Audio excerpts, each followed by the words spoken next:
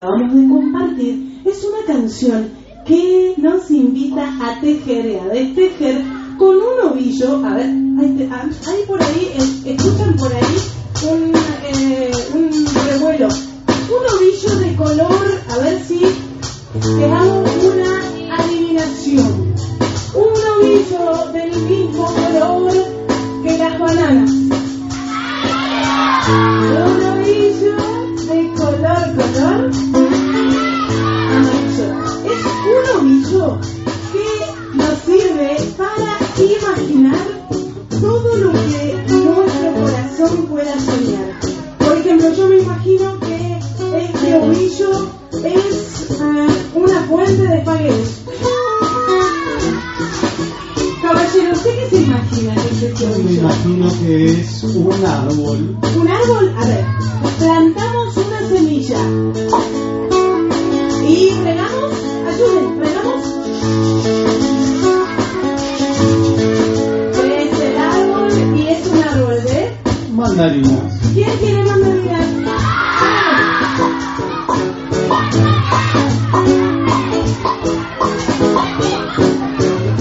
¿Saben qué se me está ocurriendo? Miren, ¿qué les parece si nos imaginamos que este hilo es el hilo de nuestras gargantas? Como bizcochito, ¿no? Focaccia no, torta frita no, empanada no. Es algo que, miren, a ver, es algo que se amasa. Pizza podría ser. Pan. Sí, pancito. Aquí, pero este libro se come. ¿Y si lo pruebo? No, ya sé. ¿Cómo se le ocurre comerte un libro? ¿Cómo se te ocurre? ¿Alguien se ha comido un libro por acá alguna vez? Les tengo que contar algo. Este cuento, esta historia, ¿saben quién la escribió? Miren, sigan mi dedo. Yo, que me llamo Natacha. ¿Y saben qué? Esta historia cuenta la historia de Doña Pelusa. ¿Quién conoce a Doña Pelusa? ¿Por acá, por allá, por acá? Yo conozco a Doña Pelusa porque Doña Pelusa es mi mamá. Y mi mamá, ¿saben lo que hace? Mi mamá se levanta por las mañanas y empieza a amasar. Y cuando yo era muy chiquitita, no, así miren, así. Tenía 5 años y empecé a ir al jardín y mi mamá me decía, Natachita, ¿qué querés comer hoy? Y yo le decía, mamá, ¿me podés hacer un pan con forma de caballo? Y mi mamá, que es titiritera y que hace cerámicas, me hacía un pan con forma de caballo y yo me iba cabalgando al jardín.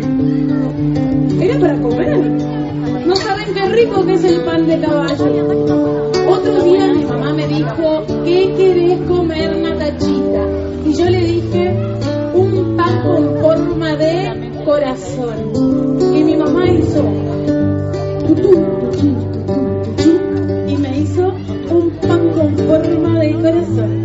Cuando yo me hice grande, empecé a amasar también y amasé palabras y las metí adentro de este libro, que es un libro que tiene música adentro. Miren qué tiene acá. A ver, ustedes que son las generaciones, ¿qué es esto? El otro día nos dijeron, es un coso QR. Me encantó. Es para que pasen el celular y les va a aparecer la canción. También pueden buscarlo en YouTube. ¿Ah? Dragón Dorado Música. Y ahí empieza a aparecer la canción. Y tiene... Sí, claro. Tiene una parte que se repite y que dice así. A ver, ayúdennos manos panaderas. Empezamos a amasar. Estamos pensando qué forma le vamos a dar a nuestro pan. Dice así. Amasa tu corazón. Amasa tu corazón. Amasa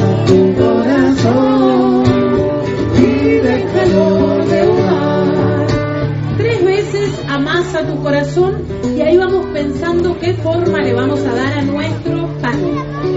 La gente grande también nos puede ayudar a amasar. ¿Han amasado por ahí? Sí. Veo caras de amasanderas y amasanderas. Y cuando la canción dice, y déjalo leudar, levantamos las manos hacia el cielo para que una tibieza nos recorra el cuerpo entero.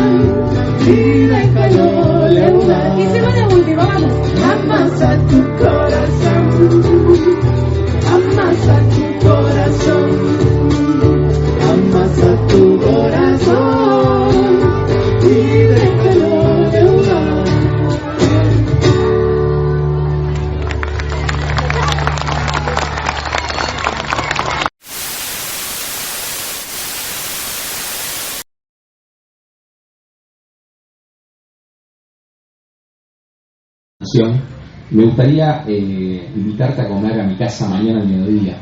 Siempre nos vemos de noche, ¿por qué no nos vemos de día? Conoces a mis padres. Y ella le dice que no puede. Entonces él cree que es porque era un humilde trabajador y ella, que era una persona muy adinerada, no quería que se enteraran de que estaban saliendo. Y bueno, él insiste tanto, dame una oportunidad, por favor, vamos a conocernos. Y quedan en encontrarse el día siguiente en esa misma parada de donde él se bajaba cuando volvía a trabajar, pero de día. Marcan al mediodía. Y él va unos minutos antes y empieza como a ensayar a ver cómo se la va a presentar a su mamá, a Alicia.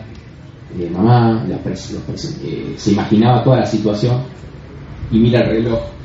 Y se acercaba la hora pautada y mira el horizonte, porque Alicia era muy puntual, cuando él iba ella siempre estaba, pero curiosamente ese día ella no llega a la hora de la cita, la espera, y dice, bueno, capaz que tuvo algún contratiempo. Recordemos que no había celular en aquellos tiempos. 12:05, 12:30, 1:30, y bueno, ya cuando eran las 2 de la tarde dijo no va a venir, enojadísimo, va a la casa a pedir explicaciones, porque cree que, como le contaba, ella no quería que se supiera que estaban juntos.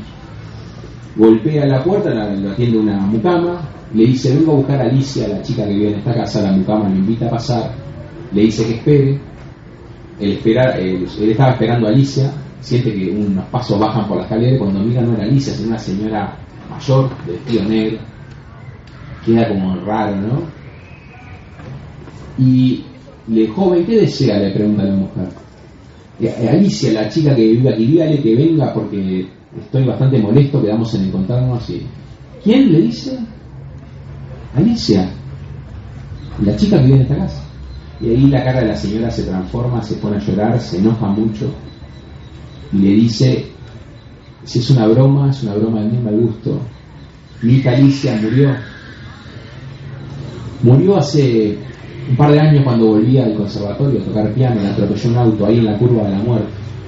Y Germán cree que le está tomando el pelo. Si él estuvo con ella, bailó, le dio un beso, hasta la cubrió con su saco del frío. Y no le cree, y la mujer, enojadísima, le dice, si no me cree, vaya al cementerio del museo donde está enterrada, y le da las indicaciones de dónde estaba ubicada la tumba de Alicia. Germán no iba a ir, pensó que era todo parte de una burla o una tomada de pelo, pero pasa cerca del cementerio y dice, voy a ir, me voy a sacar la duda, y entra al cementerio. Curiosamente ese día no había nadie, era un día gris, ya era media tarde, y sigue las indicaciones, entra por la entrada principal de Rivera y se mete unos 200 metros, gira a la izquierda, empieza a hacer todo el recorrido y ahí empieza a sentirse mal porque dice, ¿qué pasa si esto es real? Empieza a tener un presentimiento que se cumple, porque cuando llega a un punto del cementerio donde supuestamente estaba ubicada la tumba de la chica, dos cosas lo llevan casi que al borde del infarto. Una es que se podía leer perfectamente en la lápida el nombre de Alicia, y la segunda es que encima de esa lápida estaba colgado su propio saco, ese saco con el que él la había protegido del frío. Y esta es la historia de Alicia del Buceo, que es muy conocida en Montevideo, no sé si es la misma que vos. Recordá, me encanta que la cites, pues es uno de los casos más populares de la capital. ¿Alguno conoce otro? ¿Alguno la conocía? ¿No la conocía nadie? ¿Viste? No. Sí, pero ella sí. Bueno, ¿algún otro que... ¿Tenés alguno? No. Que ¿alguna pregunta o algún otro caso que quieran escuchar? Allá, mirá.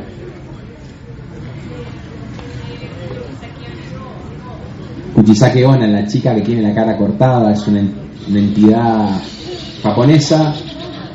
Tenía un marido muy celoso que no soportaba que los hombres miraran a su mujer porque era muy hermosa, y un día le desfigura la cara y le hace un corte en su rostro, como un corte que le atraviesa casi toda la mejilla con un cuchillo, y bueno, queda visiblemente lastimada. Y bueno, el espíritu de Kuchisake Onna aparece en Japón, sobre todo, también ha aparecido en otros lugares, sobre todo en Tokio. Y ¿qué pasa? En Japón hace años que usan los tapabocas que usamos nosotros por la pandemia, hace muchos años. Entonces había una mujer que se te aparecía con un tapaboca, y en determinado momento te hace una pregunta que tenés que tener cuidado con lo que contestás. Te pregunta si le pareces, si es hermosa, y bueno, y si le decís que sí, ella se enoja, te muestra la parte del rostro que le falta, y bueno, quienes dicen que los ha atacado, que bueno, es un fantasma que arde en ira. Hay muchos fantasmas, tal el Teke-Teke también en Japón, no sé si lo conoces. Teke-Teke es un caso de bullying de una chica que la molestaban sus compañeros, y un día en una estación de tren, hay muchos trenes en Japón, y los compañeros para molestarla le ponen una cicada, que es como una especie de cucaracha, una especie de insecto en el hombro. La muchacha se pega un susto, se grita y cae en las vías del tren, y un tren la atropella y la corta en dos. Desde entonces, en Japón, en los alrededores de las estaciones de trenes, aparece en la noche primero un ruido que es como ese teque, teque, teque, teque, teque, que se va acelerando, y es el ruido que hace el fantasma de esta mujer, que aparece con su cuerpo cortado, aparece el torso, se mueve con sus antebrazos muy rápido y lo que busca es venganza. Lo peor que te puede pasar es encontrarte a Teque Teque o Kuchisake Onna en la noche. ¿La conocían? Teque Teque sí la conocen, ¿no? Allá hay otro. Levantá bien alto. Ay. Sí. ¿Cuál fue la experiencia que más te marcó? Muy buena tu pregunta, porque en Voces Anónimas me preguntan si nos pasaron cosas, cómo nos sentimos, si te marcó eso, y no pasan cosas todo el tiempo, pero han pasado cosas muy fuertes. Te voy a contar un caso que a mí me marcó en una filmación, que de las primeras. Yo fui a una casa abandonada en la que hay una historia de una muchacha que desaparece y luego la encuentran escondida en una pared, la habían matado, como un cuento de Poe, la habían escondido detrás de una pared, y hoy el fantasma aparece gritando y pidiendo ayuda, y fuimos a filmar esa historia, y fuimos a esa casa. No había corriente eléctrica, entonces el casero que nos recibió muy bien, Luis, nos acompaña y nos dice que llevemos varios metros de alargue para conectar la corriente a su casita, porque en esa mansión no había electricidad. Y me pide que vaya uno con él, porque era en el segundo piso, había partes que faltaba el piso, una casa de pisos muy altos, era peligroso, entonces él le iba a mostrar a uno el camino y después iban a subir los demás. Prendíamos un foco, porque no había, estaba tan oscuro que vos estirabas tu mano y no la veías. Entonces, bueno, voy yo, le dije. Lo acompañé, y cuando íbamos en la segunda planta, me acuerdo que miré hacia abajo, no se veía mucho, pero veías que había agujeros. Había vigas de hierro y agujeros a los costados. Entonces yo tenía miedo de caerme y matarme, desnucarme, quebrarme. No era un miedo paranormal en ese momento. Entonces llegamos al cuarto en el que había fallecido la muchacha, que era una especie de cuarto sin ventanas, era como un cubo. Me dice, es acá. Y cuando me dice, es acá, yo instalo un trípode con una luz, lo prendo. Daba miedo, o sea, un cuarto que era como una especie de ataúd, porque era pura pared, con mucha humedad y como un aire medio denso. Y en ese momento me impacta el cuarto, y cuando estoy mirando el cuarto, ¡bum!, se va la luz. Y yo me acordaba que había agujeros, como te decía, cerca, pero no sabía dónde estaba parado. Entonces, en la oscuridad, como si fuera un juego que se llama El Cuarto Oscuro, empiezo a ver dónde estaba Luis, y toco el hombro de Luis y le digo, Luis, cuando siento el hombro, no te muevas de acá porque no sé ni dónde estoy parado. Y me quedé hablándole a Luis, asustado, porque en realidad no, como te decía, no veía nada. Le hablaba y no lo veía. Y de golpe, cuando vuelve la luz, respiro, tranquilo, y siento como que venían corriendo, o rápido, miro para allá, era Luis. Y cuando miro para donde estaba supuestamente Luis, con la luz prendida, veo que no hay nadie, y yo, que pensaba que estaba tocando a una persona, me encontré con un vacío que la verdad me dio un terror que hasta el día de hoy me marcó, me dejó marcado. Viene Luis y me mira así, nervioso. ¿Te pasó algo?, me dice. Seguramente yo estaba pálido o estaba temblando, yo no sé lo que él vio, pero él se dio cuenta que yo estaba nervioso. Y yo no, cuando él me pregunta, ¿te pasó algo?, yo no le quería decir, porque yo estaba llegando a filmar, y si ya le estaba diciéndole que percibía algún fantasma o algo, yo pensaba que le estaba tomando el pelo. Y dije, no pasó nada, Luis. ¿Estás seguro?, me dice. Y yo dije, este tipo o soy muy evidente o quiere que yo le cuente algo. Y dije, Luis, ¿no sentiste que cuando se fue la luz te toqué el hombro y te dije, quédate conmigo, no te muevas, no sé dónde estoy parado? Me dice, no, me dice, bajé volando a mi casa. Claro, el tipo se mueve a oscuras en esa casona, la conoce de memoria, porque la corriente estaba instalada en el living y seguramente había saltado la térmica y fue a arreglarlo. Y eso fue peor, porque me confirmó que no, seguro no era él. Y ahí le conté, no, lo que pasa es que cuando te fuiste yo sentí que toqué a una persona o a algo, y me dice, quédate tranquilo que es algo que acá pasa, me dice. No me quedé muy tranquilo, fue. Y me dice que en la casa esa se meten muchos jóvenes a hacer exploraciones urbanas, a hacer una previa antes de ir a bailar, o parejitas que quieren estar solas, y ellos los sacan, los echan. Y la mujer de él muchas veces va y les grita, propiedad privada, no pueden estar acá. Y cuando va a ese segundo piso, y jura que si una sombra que se metió en el cuarto y no tiene escapatoria y ve que no hay nadie. Y un día dice que persiguió a una silueta que se escondió en ese cuarto, que le pareció que era como una mujer, no ve a nadie, cuando se está yendo siente que le dicen acá al oído Rosario, su nombre. Rosario nunca más subió. Y cuando Luis me contó esto, yo te juro que me quería ir a casa, quería irme, no quería filmar, dije no, ya que no puedo estar más acá. Y lo que toqué en la oscuridad, lo que me contó Luis, lo de la mujer. Pero claro, mis compañeros de Tele 12 habían pedido permiso, tenían que trabajar. Y yo no les puedo decir, che, me quiero ir porque tengo miedo. A su vez, si yo les contaba a ellos lo que me había pasado, capaz que alguno se asustaba y le íbamos a pasar todo mal. Entonces me callé la boca y cuando decían, che, quiero buscar un cable, yo pedía que me acompañaran porque no sabía dónde estaba. En el fondo sí sabía, lo que pasa que no quería ir solo por esa casa.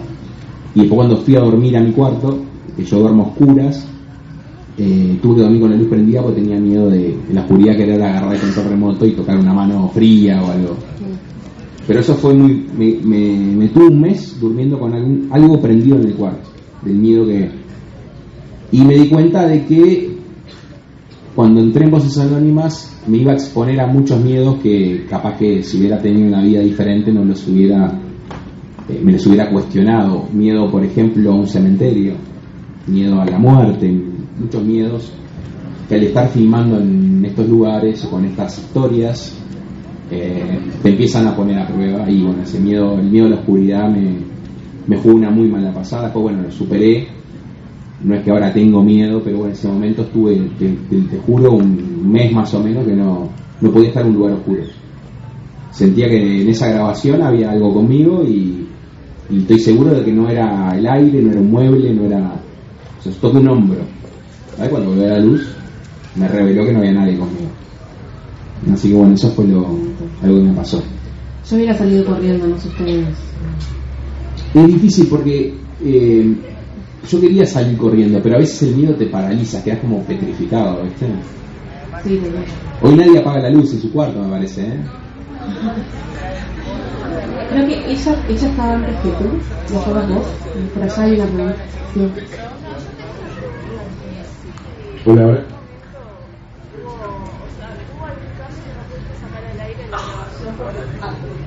Que ella alguna vez hubo un caso que no pudiste sacar al aire la grabación porque como que el lugar no colaboraba, la luz no colaboraba, o un lente, algo que hubiese Sí. colaborado. Pasó un caso, está en un libro que tiene que ver con el innombrable, lo voy a nombrar, pero el innombrable, que es el diablo, y sobre una manera de llamar al diablo frente a un espejo. El diablo aparece en fechas que tienen que ver con la religión, para ustedes que preguntaban. Aparece el Viernes Santo en las discotecas, se disfraza de ser humano, puede ser cualquiera de ustedes en un boliche, te invita a bailar y después te lleva al infierno. Y después aparece en Nochebuena en los espejos, y vos podés llamarlo de una determinada forma, no lo voy a decir acá porque lo van a hacer, pero supuestamente el diablo va a aparecer y te va a proponer un trato a cambio de tu alma. Cuando fuimos a grabar ese capítulo, se llama El Diablo en el Espejo, cada vez que había un narrador que es colombiano, que cada vez que nombraba al diablo pasaba algo. Primero parpadeaban los focos, después se cortaba la grabación y el primero que ató los cabos sueltos fui yo, como dije, cada vez que nombra el diablo pasa algo. Un día tranquilo y de golpe nombró al diablo y un viento voló un foco, lo rompió, después volvió a nombrar al diablo, voló otro foco y nos tuvimos que ir porque nos dejó sin equipos, nos rompió las luces que teníamos del Canal 12 y no podíamos iluminar el cementerio y pasaron muchas cosas que cada vez que nombraba a esta entidad empezó de manera sutil y ya lo último era muy evidente y no pudimos filmar ese día, tuvimos que filmar otro día en otras condiciones, pero ese día fue el único día que no pudimos filmar una historia. Capaz que no fue por eso, pero curiosamente cada vez que lo nombraba parpadeaba un foco, se cortaba la grabación, los focos de luz que son pesados, son con trípode pesados, los tiró, se rompieron y no pudimos finalizar. Está en un libro y el capítulo es, si lo quieren ver en YouTube, es El Diablo en el Espejo. Y por ahí va. ¿Te ha pasado algo peligroso con algún tablero Ouija? Lo tengo, mirá, en un auto. Me pasó lo más peligroso que me pasó en la vida, y fue antes de Voces Anónimas. Yo tengo un tío que vive en Nueva York, que es mi padrino, y lo fui a visitar. Se mudaba a una casa vieja, grande, y como todo curioso, de adolescente curioso, empecé a ver que habían dejado los vecinos viejos, y había 3-4 cosas. Una cosa de esas era la tabla Ouija. Yo quedé así porque la había visto en una película que es El Exorcista, y la había visto en algún documental de terror, pero en Uruguay no había de esos tableros. Entonces le pregunté a mi tío qué iba a hacer, y me dijo que lo iba a tirar porque mi tío es psiquiatra, no cree en todo esto. Y le dije, bueno, ¿me la regalás? Y me dijo, sí, llévatela, porque si la veo para acá la voy a tirar. Y la puse en mi valija, vine a Uruguay y cometí el peor de los errores, que es intentar comunicarme con el más allá usando ese tablero. Pasó algo terrible, hoy lo conté, éramos 4, hasta el día de hoy no sé qué fue lo que pasó. Lo que sí sé es que me asustó tanto que en un momento me desvanecí porque vi algo, y las personas que estaban conmigo cuando recuperé conocimiento me estaban sacudiendo, me estaban preguntando si estaba bien. Yo pensaba que era una alucinación, y ahí me describen lo que yo vi, o sea, vieron lo mismo que yo. Y bueno, ese día, como te decía, me di cuenta que es una herramienta muy peligrosa, que puede abrir una puerta, y si lo que cruza esa puerta peligroso, es algo amenazador, puede hacerte pasar el peor de los momentos. Yo lo cuento, hay un libro que hay, y doy todos los detalles de la comunicación, cómo fue creciendo, y cómo fuimos asustándonos cada vez más, hasta un punto en el que queríamos terminar la sesión. Vos le pedís para que se vaya, y el tablero tiene una frase que es goodbye, que es adiós, y debería ir al goodbye. Cuando nosotros le decíamos que queríamos que se fuera, iba al no, y bueno, ahí yo veo algo que la verdad me erizó la piel en ese momento, me asustó tanto que me desvanecí, fue como si me prendieran y apagaran la luz. Y cuando recuperé conocimiento estaban todos sacudiéndome, preguntándome si estaba bien. Y bueno, esa fue mi experiencia con la tabla Ouija antes de Voces Anónimas. La tengo acá, está en un auto, después si querés. Yo ahora creo que está ahí mi compañero que la guardó ahí, hoy la mostré. Es original, no hay muchas, ahora sí hay muchas réplicas, pero es esta versión, que es de más de 100 años, es la que o sea, genera todo ese furor por el mundo paranormal. La historia de la tabla Ouija viene con 2 hermanas, las hermanas Fox, que les dicen a sus padres que en su casa había un espíritu y que hablaba con ellas. Los padres piensan que están bromeando, las niñas, pero no, las niñas se comunicaban con algo mediante golpes. Habían creado un sistema que le preguntaban a esa supuesta energía, le hacían preguntas, y eso que estaba con ella le respondía con golpes. Un golpe sí, 2 golpes no. ¿Estás ahí? Estaba ahí.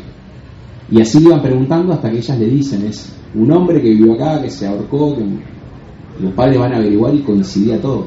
Las niñas no sabían nada. Entonces, con ese sí, ese no, nacen las primeras comunicaciones, y el tablero Ouija desarrolla un poco con el alfabeto, con las letras de la A a la Z, los números del 0 al 9, el sí, el no, y la palabra Dios. Y no es un juego, y a veces la gente dice, vamos a jugar al juego de la copa, vamos a probar. Yo cometí ese error, y les digo a ustedes que son prácticas esotéricas que buscan abrir puertas a otros mundos desconocidos, y que si las llegás a abrir, capaz que nuestra mente no está preparada para recibir esa información. Eso fue lo que me pasó a mí. ¿No? Sí. ¿Alguna vez sentiste que algo te siguió como a tu casa o Sí, yo lo escucho. ¿Que algo se manifestó en mi casa? Sí, no en la que vivo ahora, pero en otra, y la verdad que fue horrible, porque yo no sabía si era producto de la sugestión. Cuando uno está trabajando en una historia, capaz que tu mente, si te dicen que, no sé, que se mueve una silla en la noche, capaz que vos en la noche escuchás un ruido de una silla y no sabés si es porque estabas pensando en esa historia o realmente se movió un mueble. pasó en un caso de teléfonos celulares que se llama, bueno, es una historia, la llamada de la muerte, ¿no? Es una historia que dice que te llaman de un número desconocido, atendés y se escucha como una voz rara, como una interferencia y gritos, y después te llegan unos números, como si fueran esos números largos, 12 números, y lo escalofriante de este caso es que si los separás los números te da la fecha de tu muerte, el día, la hora y la fecha exacta de tu muerte. Y estaba trabajando en ese caso. El caso era de un muchacho que le llega esta llamada y le dan la fecha, y cuando llega la hora de su muerte algo le toca el timbre, y cuando estoy en esa parte editando suena el timbre de mi casa en el mismo momento. Y lo que me dio miedo es que mi casa tiene una célula de esa fotoeléctrica que cuando vos te parás en la puerta se prende una luz. Y me habían tocado el timbre, porque aparte lo escuché claramente, y no se había prendido la luz. No abriste la puerta. Y no la abrí. Igual tengo un visor y no había nadie, y honestamente, como te digo, no sé si... Yo creo que puede ser como la posibilidad de la sugestión, porque si no estabas asustado. Yo en realidad estaba tranquilo editando, no estaba pensando que me podía pasar en ese momento, pero fue increíble porque justo en ese instante en el que una entidad visitaba a una persona para llevársela, pues supuestamente era la muerte. Después la historia tiene su posible solución, es como que hay una manera de salvarte de la muerte, no te la voy a spoilear, pero bueno, estaba en ese punto. Y cuando le estaba tocando el timbre al muchacho en la edición, que yo estaba mirando esa parte, suena el timbre de mi casa y no se prende. Es más, vos decías, abriste la puerta, no me animé a abrirla, pero después al rato, para sacarme la duda, abrí la puerta, salí, la luz se prendió. Son esas cosas que te dejan pensando. Después sí hubo otro tipo de manifestaciones, pero no vinculadas al programa. Como te decía, en todos los lugares hay energías. Y más esta es una ciudad antigua, acá en Juan Lacase hay muchas historias. Ahora que vinimos y que muchos de ustedes por redes sociales nos cuentan, seguramente vamos a trabajar en algún caso nuevo. Ya, por allá, sí. Tiene el micrófono, y después hay otra acá adelante que también tiene. Te iba a preguntar por el peor caso que hayas tenido, o el más complicado de llevar, por ejemplo. Qué pregunta, es muy buena. Un caso muy duro. Le pasa que vos decís por lo paranormal o por un caso capaz que hasta de impacto emocional. Para mí es una pregunta muy buena. Lo más fuerte, pero no fue malo, fue lo más fuerte que está, incluso hasta si lo googleás ahora lo vas a encontrar. Fue un caso de un cementerio de Melo que tiene que ver con una niña que es considerada santa, la gente le pide milagros. María Amelia Ferreira es una niña que fallece de muy corta edad, y cuando van a 50 años después, porque no había espacio en el cementerio, empiezan a acomodar todos los cuerpos en panteones o nichos, no hay tumbas solitarias. Y cuando abren su tumba, los 7 funcionarios, yo hablé con uno de ellos, de los 7 funcionarios de la Intendencia de Necrópolis, quedan helados porque habían pasado 56 años y el cuerpo no estaba deteriorado, parecía una muñequita de porcelana, y le había crecido las uñas y el cabello. Entonces los funcionarios dicen, a nosotros nos contrataron para trabajar con difuntos o con muertos, esto no sabemos qué es, y la vuelven a dejar en su lugar, y es la única tumba solitaria que hay en Melo, en Cerro Largo. Y dicen que cumple milagros. Vos vas al cementerio de Melo, vas a ver una capilla llena de ofrendas y regalos. Y nosotros fuimos con todo un equipo, había muchas personas, éramos como 20, 30 personas en el cementerio filmando, y de golpe el periodista señala al cielo y todos quedan helados porque arriba de la capilla de María Amelia había una cruz de nubes perfectamente formada, no había otras nubes para la cruz, y no había aviones, podía ser un avión a chorro, esos que dejan figuras en el cielo, no había nada, y quedamos todos helados, y hasta el día de hoy no sabemos qué fue lo que pasó. ¿Por qué impactó? Porque eso salió en una fotografía, hasta la googleás, está en el diario El País, y habló todo el mundo de esa historia. Uno de los que estaba con nosotros dice que le había pedido un milagro, que se lo cumple, y cuando ve esa cruz en el cielo interpreta que la capilla necesitaba una cruz y fue le regaló la cruz que no tenía. Y la última historia de María Amelia Ferreira, la Santa de Melo, tiene que ver con la selección uruguaya de fútbol. Cuando, esto está la pueden buscar en un diario que salió, cuando Uruguay estaba fuera del Mundial, ¿se acuerdan que estábamos como octavos en las eliminatorias? Los jugadores no sabían qué hacer y una persona me contacta y me dice qué pueden hacer para revertir eso, y yo le dije, mirá, si le pedí de corazón a la Santa de Melo te cumple el milagro. Y bueno, le pidieron y Uruguay gana 5 partidos con ese incluso de Roget, que la pelota no sabemos si entró o no entró, y va al Mundial. Y si vas a Melo vas a ver los guantes de Muslera que atajaban en su momento, vas a ver el short de Luis Suárez, la camiseta de Godín y una foto de todos los jugadores. Esa historia me impactó porque es muy milagrosa esa niña y ya te digo, me marcó pero positivamente, no fue algo negativo, pero sí fue un impacto que cambió muchas cosas de mi vida a nivel positivo. Bueno, así que ya saben, si no estudian para algún examen, se van hasta Melo. Y la última, ¿no? La última ya estamos medio pasados de hora. Bárbaro. Era por ahí adelante. No tengo un chico acá en el fondo que sabe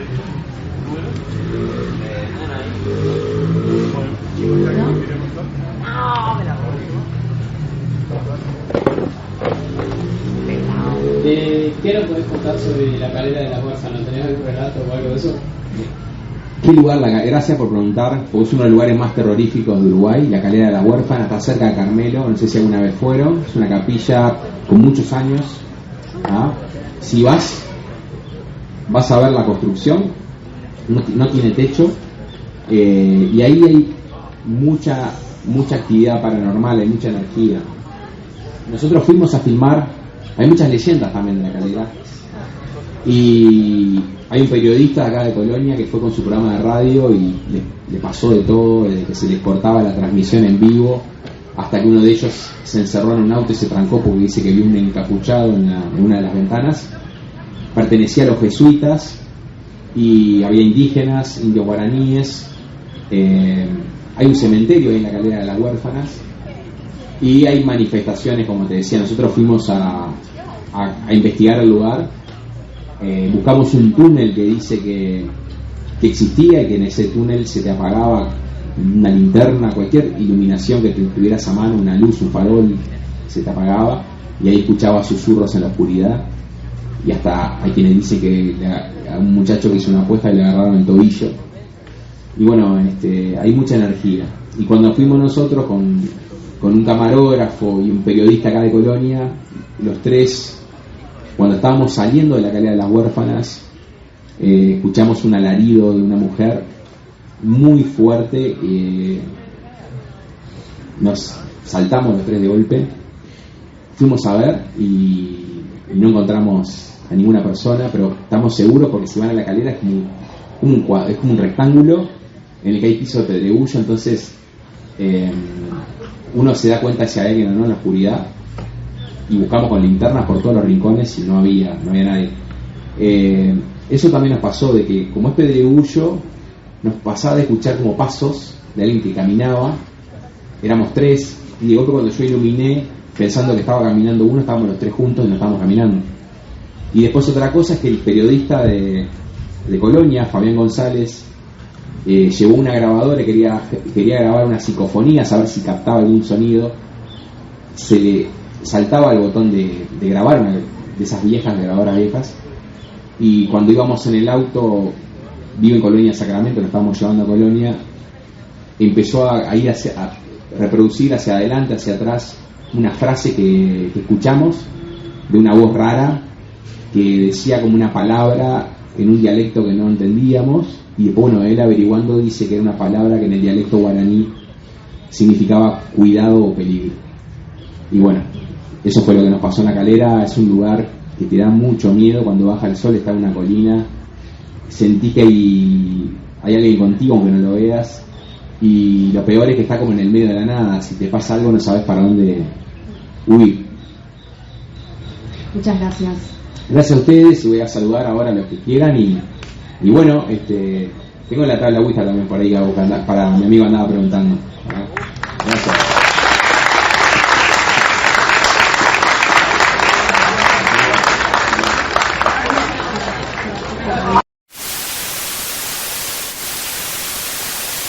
Pero me canso, no doy más. Ponete las pilas que se está acercando.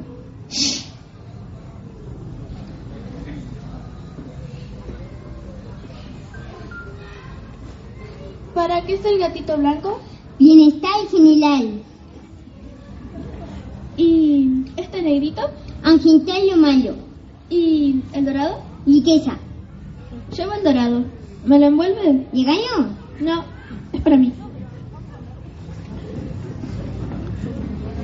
Te dije, ¿viste lo que pasó? Así es todos los días. No te preocupes. Recién abrí un negocio. No tengo suerte. No digas así. Vos tenés que concentrarte. Y cuando alguien te mire, pensá como un ganador. Seguro te eligen. ¿Vos me elegirías? ¡Claro! Los gatitos chinos traemos suerte. No importa el color. Error. ¿Por qué? No somos gatos chinos. Nos fabricaron en China, pero los gatos de la fortuna venimos del Japón. ¿Cómo sabes? Yo no tengo idea de la historia. Soy nuevito. Yo hace rato que estoy acá. Y tú eres...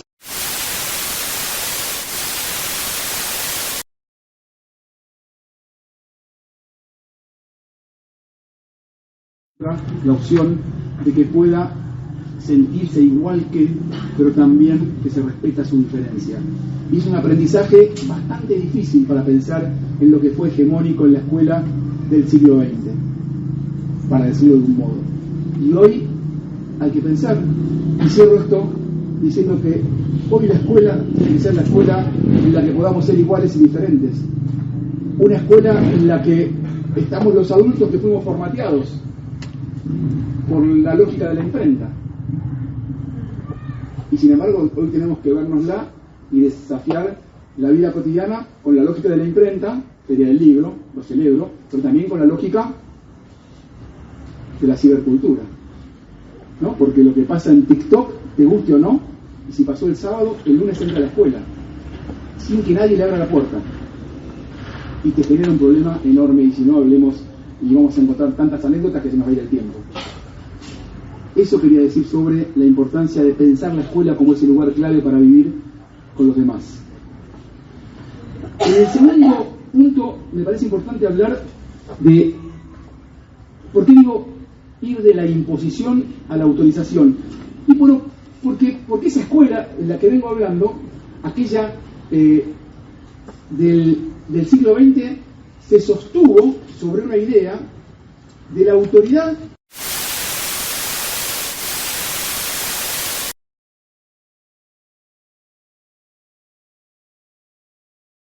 Voy a buscar coquitos para una celebración que se va a hacer en la aldea vecina. Bien, vamos a ver qué pasó en el medio de todo esto. Te preguntarás qué pasó. Pues bien, resulta que cuando íbamos camino al Palmar vimos una mulita comiendo.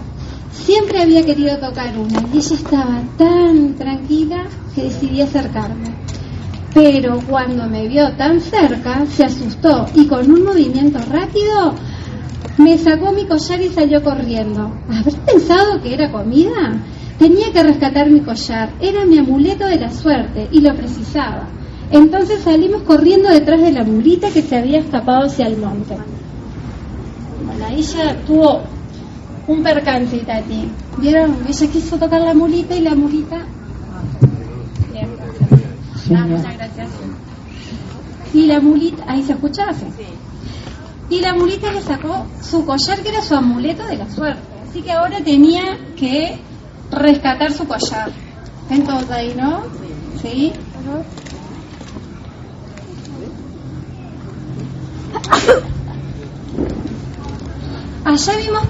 Allí vimos a mi hermano mayor. Él siempre está con su arco y flecha. Está aprendiendo a cazar porque tiene que practicar mucho. Pues cuando sea grande quiere ser el mejor cazador del grupo y traer mucha comida para todos. ¿Viste pasar a una mulita corriendo con un collar en la boca? Le pregunté un poco nerviosa a mi hermano. Sí, vi pasar una corriendo. Iba camino al río, pero no sé si tenía algo en la boca. Miren, acá está. Y Tati, que se encontró con su hermano. ¿Qué estaba haciendo su hermano? Cazando, para cazar. Bien. ¿Y qué usaba para cazar? Flecha. Perfecto. Así que Tati ahora tenía que ir hacia el río. Llegaron al río a toda prisa. Y ahí estaba mi hermana, preparando sus herramientas para ir a pescar. ¿Viste pasar una mulita con un collar en su boca? Volví a preguntar. No, pero sé que las mulitas hacen cuevas en los pastizales. ¿Por qué no buscas ahí? Dijo la hermana de Tati. Ahí, ella estaba preparando que ahora... Flores para pescar. Ahí va, todas sus herramientas para poder pescar.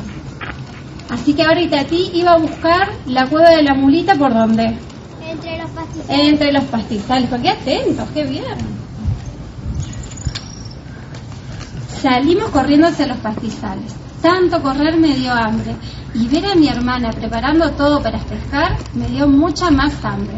Ojalá pesque algún bagre porque son mis preferidos. ¿Saben ustedes lo que es un bagre? Sí, bien. Una vez pescamos con mi padre. ¿En serio? ¡Qué bien! Pero lo volvimos a pescar. Ah, eso está bien también. Y Tati dice que ella se comería unos cuantos porque tiene mucha hambre. ¡Qué rico! Al llegar cerca de unas pajas coloradas, vimos lo que parecía ser la... Lanzala, te animaste a lanzarla, no me va a doler ese Pumaplas. Dale. Muy bien, algo así. La revoleaban en el aire. ¿Alguien más que se anime? ¿Querés pasar? ¿Querés pasar? ¿No? ¿Alguien? ¿Querés pasar? Muy bien. Dale. Vamos. Y hago como el ñandúi. Muy bien, algo así. La trataba, al ñandú a veces se lo tiraban al cuello, ¿tá? O se lo podían tirar a las patas. ¿Podría cazar yo un carpincho con una boleadora? No, porque tiene pata corta, ¿no? Necesito algo con... Claro. Claro, exacto. Tendría que ser otro tipo de arma. Si yo quiero salir a cazar, no sé, una nutria, un carpincho, no voy a usar una boleadora. Tengo que ver. Claro.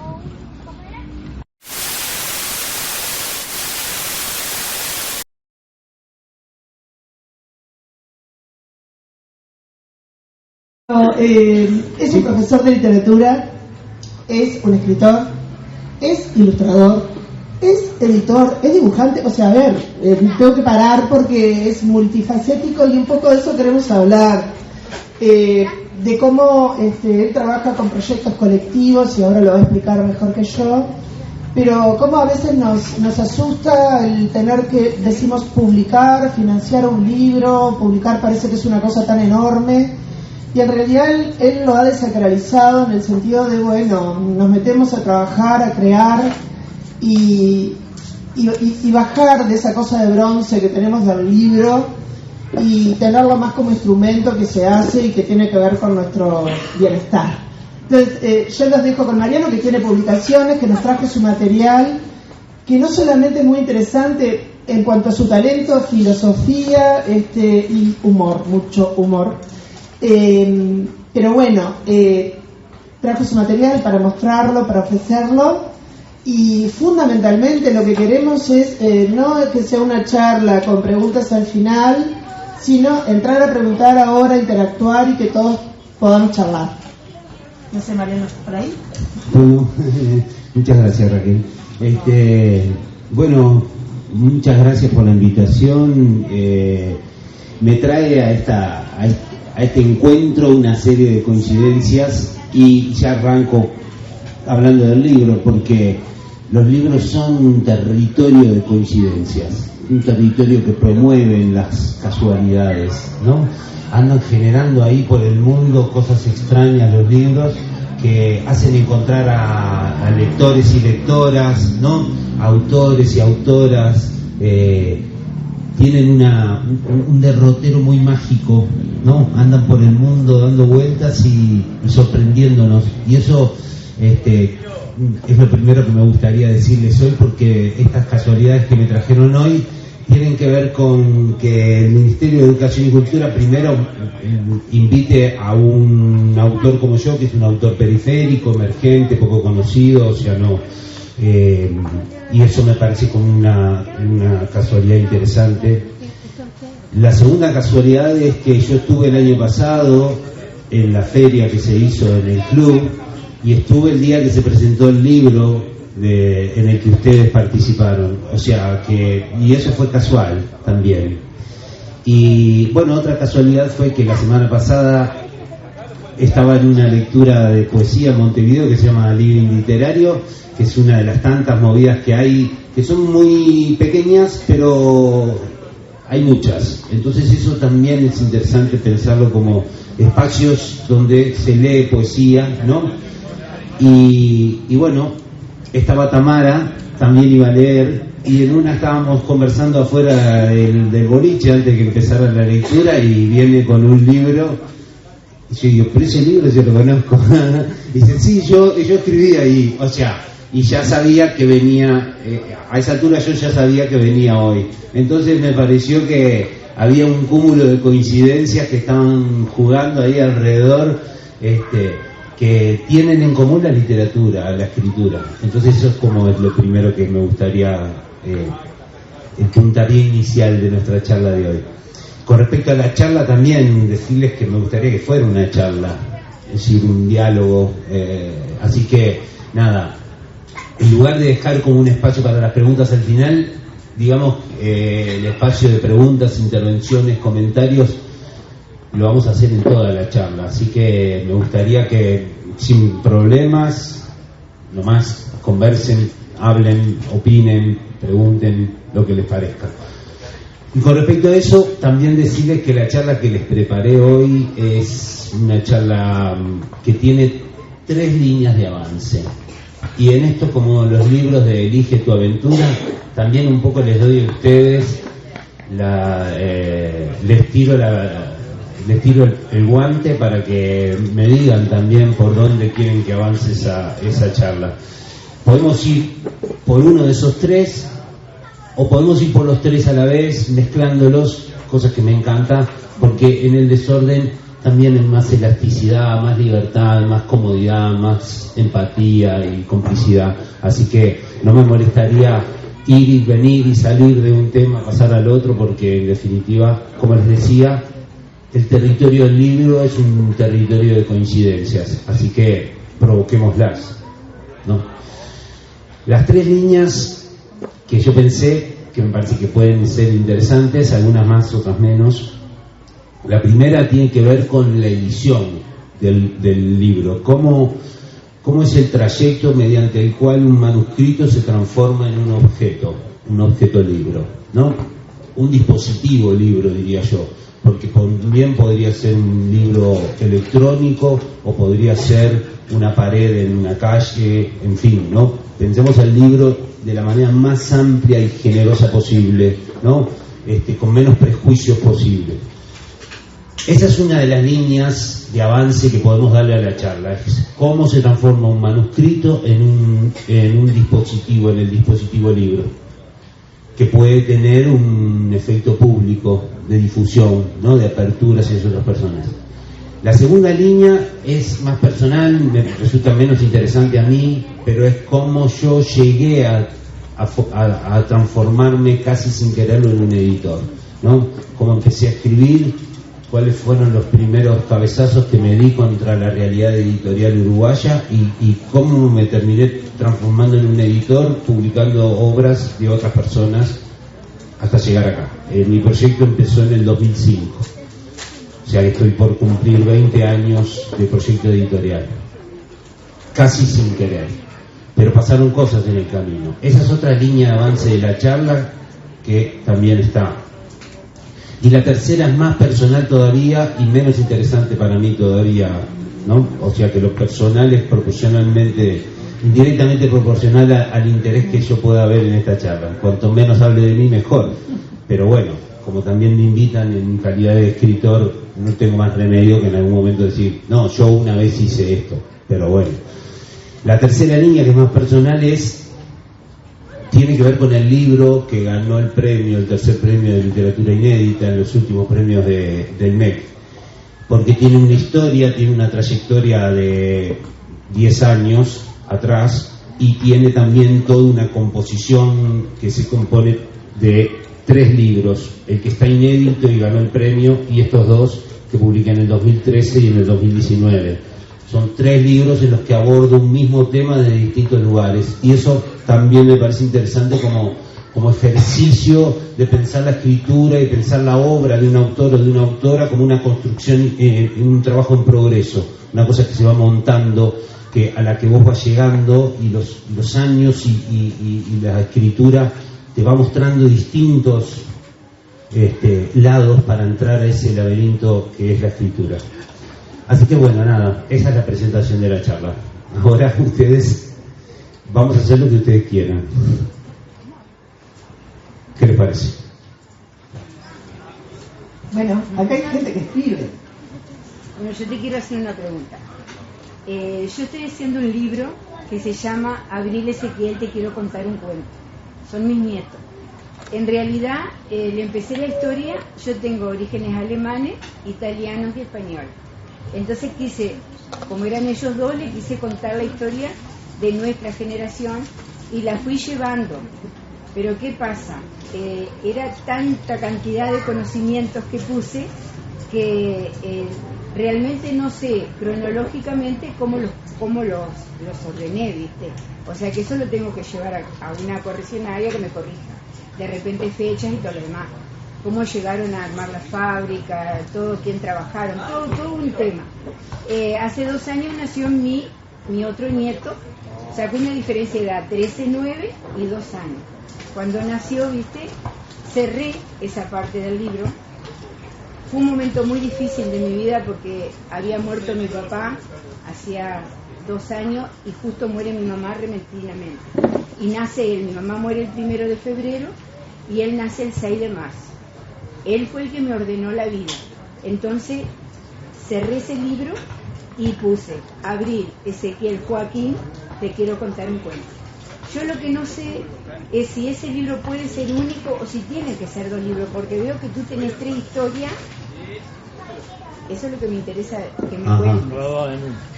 Y el que está dentro, de vivencia, es una parte que sale del libro, que es mi historia, porque ella fue la profesora de literatura de mi hijo y mi abuelita murió casi con 100 años y tiene una historia. Se murió sin saber poner su nombre, de origen alemán. El día que ella nació se murió la mamá, nunca la conoció. El papá vino de Alemania. Yo chiquitita, no sé cómo, con 2 años me acuerdo que mi abuelo me hablaba en alemán y mi madre dice que no sabe cómo me puedo acordar, pero me acuerdo cómo era él. Entonces, no sé, pienso que hay algo que me está llevando a hacer eso, lo siento y que lo tengo que hacer, pero hay momentos que me quedo en blanco y pasa el tiempo y entonces hay algo que me impulsa y vuelvo a hacer la parte. Entonces es como que ahora en esta altura de la vida como que tengo que apurarme, me parece, porque tengo que llegar a contarle a mi nieto también un poco la vida de nosotros dos. Y ya tengo 69 y casi 73. Es como que... Entonces no sé si tengo que seguir con ese libro, que viene, o tengo que hacer 2. Dejar aquel, empezar a corregirlo y seguir con este otro. Mirá que no es fácil. Bueno... Vivencia está dentro de la parte que voy a hacer del segundo libro. Ah, bien. Sofía, ¿no? Sofía. Bueno, tremenda historia tenés en las manos. Es que qué desafío. Pero ahora yo te escuchaba y me vino acá a mí, me da como un poco de gracia estar yo como respondiendo preguntas como si fuera un tarotista, ¿no? No, un profesor para ¿Cómo me va a ir en el trabajo? Y vos decís, bueno, veo acá los libros me están diciendo, veo acá una cosa complicada, pero sin llegar a eso, lo cual me gustaría mucho más ser tarotista que escritor, pero no me dio todavía. Pero Sofía, tiene que ver con un poco con la charla de hoy. ¿Cómo se transforma un manuscrito en un libro? Quizás para colectivizar el punto, también colectivizar el problema. Es decir, para colectivizar la respuesta, colectivicemos la pregunta, ¿no? Es decir, ¿cómo puedo hacer yo? Bueno, en realidad la pregunta la podemos reformular y decir, ¿cómo puede hacer Sofía? O mejor aún todavía, ¿cómo podemos hacer para que Sofía? ¿No? Es decir, cambiar la persona gramatical, ¿no? ¿Está bien? La persona gramatical de la pregunta ya nos coloca en otra sintonía como para pensar el problema, entre comillas, ¿no? Entonces, lo primero que existe es un trabajo personal, y esto es algo muy solitario, todos y todas quienes están acá lo saben por experiencia propia, ¿no? Hay un primer trabajo que es como muy solitario, pero hay también todo un terreno antes de empezar a pensar en el libro que puede ser de escritura compartida, ¿no? Es decir, es probable que entre muchas personas puedan encontrar una resolución a ese problema, por llamarlo de alguna manera, ¿no? Porque en realidad es un problema hermoso. No, ojalá todos los problemas sean así, como el que vos tenés, Sofía, de decir, ¿cómo hago para contar tanto todo lo que tengo? ¿Qué problema que tengo? ¿No? Pero bueno, también en la catalogación de los problemas, esos problemas son muy lindos también, ¿no? Porque empiezan a involucrar sentimentalmente a otras personas, en fin, ¿no? Cuando el libro abandona ese terreno de la escritura, comienza algo que ustedes ya protagonizaron, que es ¿cómo hacemos para transformarlo en un libro? Vos estás en ese proceso, ¿no? Es decir, es probable que tengas todo escrito y es probable que tengas que volver a escribir o a cambiar algunas cosas, dependiendo de lo que llamamos la edición. La edición de un libro es una serie de decisiones que se toman sobre qué va a ir, cómo va a ir, en qué orden, qué sacamos, qué le está faltando. Empieza a desaparecer el manuscrito y empieza a materializarse eso que conocemos como el libro conceptualmente, ¿no? Empezar a pensar el libro como un conjunto. Me imagino que ustedes lo vivieron con estos 2 tomos, que en las antologías es más difícil darle un cuerpo homogéneo u orgánico, porque es tan dispar aquello que se junta que la personalidad del libro empieza a ser la falta de organicidad, ¿no? Esa es la riqueza que tiene el libro, la multitud de voces conviviendo en un mismo espacio y generando esa especie de caos de voces, que es muy rico, que es muy interesante. Es un trabajo muy subjetivo, tan subjetivo como la escritura, la edición. Porque yo te puedo decir, Sofía, vos lo que tenés que hacer es hacer 10 libritos chiquitos, ir pasando, pero es algo que se me ocurre a mí, no tiene por qué ser así, ¿no? Y otra persona te dirá, no, Sofía, meté todo en un libro, si te queda de 900 páginas, no importa, pero que esté todo junto, porque así le da como una idea de conjunto, ¿no? Empiezan como a jugar también tus objetivos, qué es lo que vos perseguís, y si vos querés dejar por escrito, querés dejar un testimonio, ¿no? Y si eso está pensado para que lo lean las personas con cierto criterio literario, bueno, eso va a sufrir. El testimonio va a sufrir, porque alguien lo va a agarrar y te va a empezar a churar y a meter serrucho por acá y no, ¿cómo da esta tabla? Entonces pierde riqueza en lo que es el monumento en el sentido más amplio de la palabra. Yo comencé porque, ¿qué pasa? Cuando salíamos en el auto todos, ellos eran chiquitos y ella me decía, abuela, contame el cuento, contame cuando te conociste con el abuelo que te tiró el pelo. Entonces, y bueno, y todo lo demás, y toda esa historia. Y contame del abuelo cuando corría en bicicleta. Mi papá era ciclista y corrió la vuelta ciclista del Uruguay y yo estaba en la panza de mi mamá. Y yo les empecé a contar eso. Y vi que a ellos les interesaba y cada vez que salíamos, abuela, me contá el mismo cuento. Y contame aquel otro. Lo cambiaste. Me lo cambiaste la palabra. Entonces ahí fue que pensé que dejarles algo. Además, yo lo que el viento se llevó fue el libro que me marcó. Siempre. Pensé que decías lo decía literalmente, como lo que el viento se llevó ya no me importa. La película y el libro. El libro lo que lo leí fue, y está en 2 partes. Y son un tipo de historia muy similar. Claro. Entonces, viste que pensé en eso, ahí me grababa, viste. Pero claro, ella lo leyó y me dijo, hay una historia dentro de otra historia. Y ahí sí dije yo, claro. ¿Y cómo tiene que ser? ¿Tengo que poner los nombres propios como yo los puse o los tengo que sacar y hacer otra cosa que nadie sepa realmente que es mi familia, pero que ellos saben que es? Todo ese tema, todo eso tengo en la cabeza. Me gustó un libro de Lo que el viento se llevó, para una historia uruguaya. Sí, que bien que está complicado, ¿no? Pero bueno. Pero no te olvides que mi abuelo vino de la Segunda Guerra Mundial. Sí, claro. El otro peleó en la batalla del Morlán. Sí, tenés mucha... Ay, bebé. Para que escuchen. Mucha tela para cortar. Es muy difícil. Seguro. Pero de a poco va a llegar, aunque sea el primero. También lo que tú decías, en un país donde es muy difícil todo, ¿no?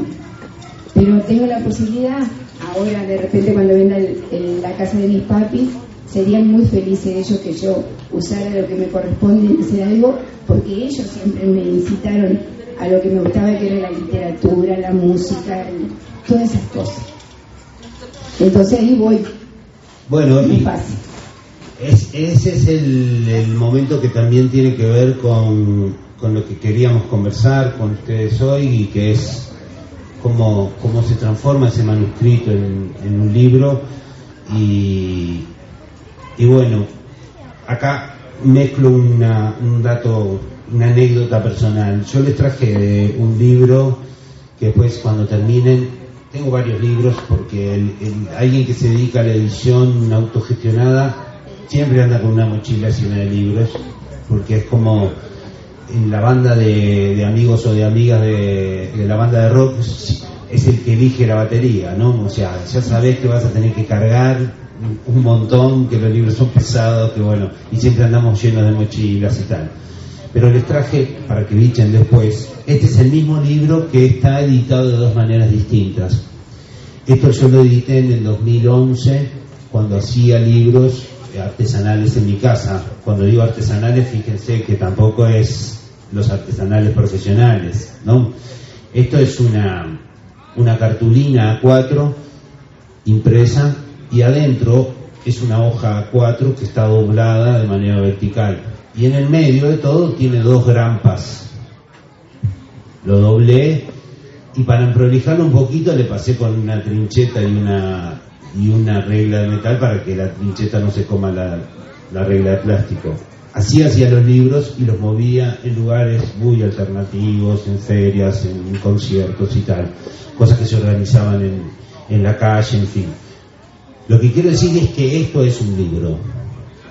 Sí, yo en mi casa, ¿no? Con el Word de la computadora, con el programa de textos más básico, ni siquiera sabía que había una opción de imprimir en folleto y que la máquina te pone la página 1 con la 40, la 2 con la 39, todo eso no lo sabía, y lo hacía con un diagrama en papel, y después en el Word, en la computadora, iba pegando la 1 con la 40, después la 2 con la 39, y cuando imprimía todo se me descontrolaba, y bueno, muchas malas palabras, muchos recuerdos a mi madre, en fin. Pero eran libros, son libros. Eso es el primer concepto que me parece muy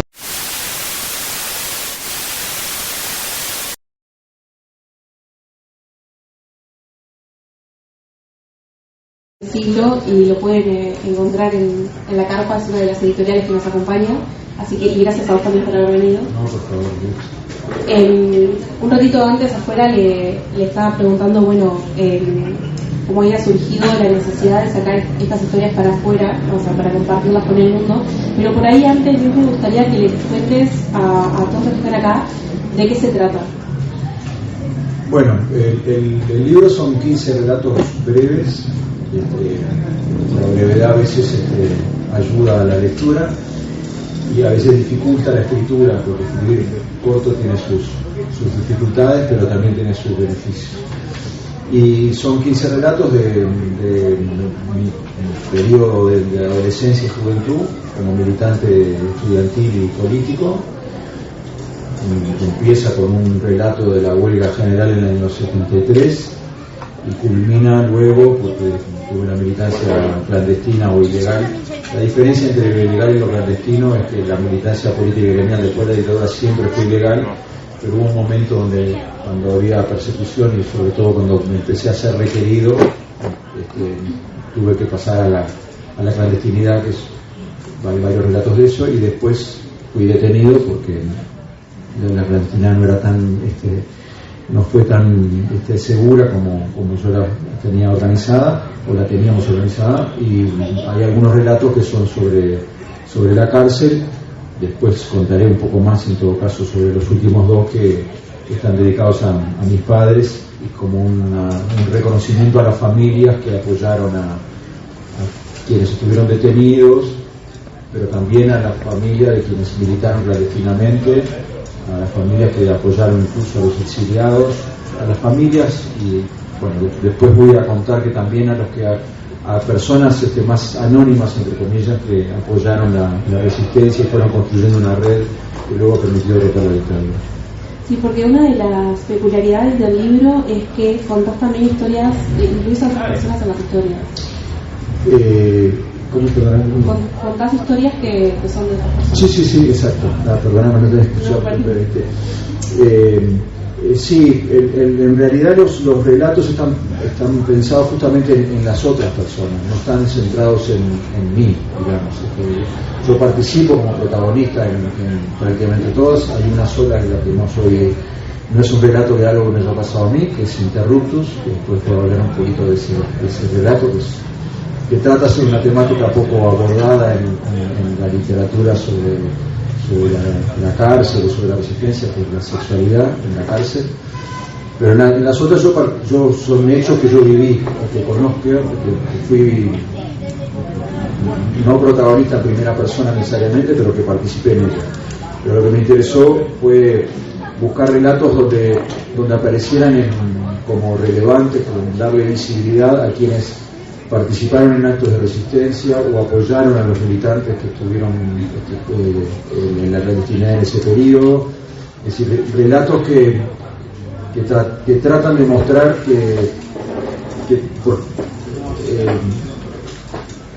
en estos años se han visibilizado mucho, con razón y con justo reconocimiento, a los que fueron desaparecidos, a los asesinados, a los que estuvimos presos.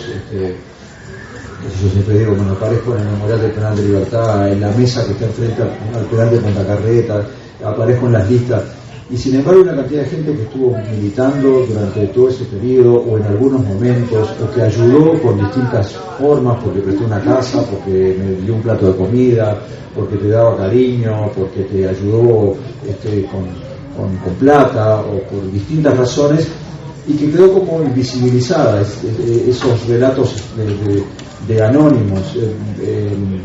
Claudio Bernici, que fue uno de los que me ayudó a la escritura en el último momento, dice ahí en la contratapa, mejor dicho, lo dijo en la presentación, hablando de la épica de los sin épica. Es decir, lo que no aparecen en la primera plana, porque acá no hay ninguna anécdota de acciones que hayan hecho tambalear la dictadura, son pequeñas anécdotas, son historias mínimas de alguna forma. Incluso en algún momento pensé poner el libro historias mínimas. Entonces sí, hablo de otras personas porque es una forma de darle reconocimiento y darle valor a eso que hicieron, que algunos yo considero que son pequeños grandes actos heroicos, y que en algunos me beneficiaron porque me ayudaron a resistir en ese momento. Estás contando, vivencias muy fuertes, ¿no? La cárcel, la clandestinidad. Me imagino que una vez que saliste, recuperaste tu libertad, el proceso de como readaptarte a la sociedad tampoco debe haber sido fácil, pero me gustaría que te saltes al momento en el que te sentaste a escribir el primer relato, en realidad, que pudiste sacarlo para afuera, todo eso que viste. Gracias, Cata, porque la verdad que a mí me preguntan, ¿cómo conseguiste el libro? Y yo les tengo que confesar que en realidad yo no conseguí un libro de entrada.